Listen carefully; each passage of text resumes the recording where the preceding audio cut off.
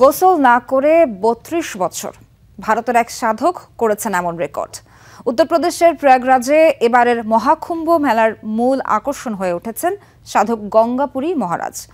ভক্তদের কাছে যার পরিচয় ছোট বাবা, নিজের গোসল না করলেও অবশ্য ভক্তদের পুণ্যস্নানে উৎসাহিত করছেন তিনি।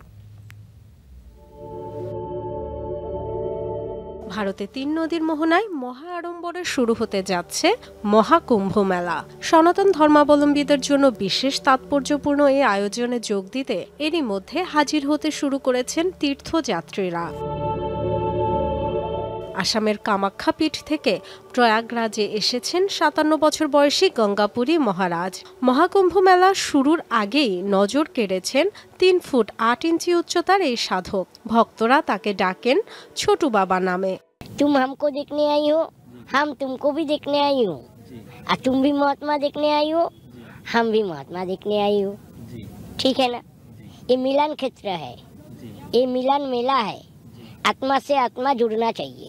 ৩ দশকের বেশি সময় ধরে গোসল করেন না তিনি, কিন্তু কেন নিজেই জানিয়েছেন কোনো এক সংকল্পের কারণে এত বছর শরীরে পানি স্পর্শ করেননি।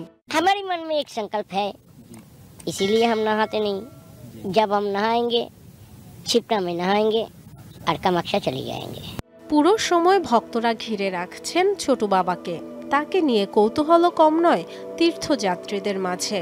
নিজে ৩২ বছর গোসল না করলেও ভক্তদের অবশ্য সে পথে না হাঁটার পরামর্শই দিয়েছেন।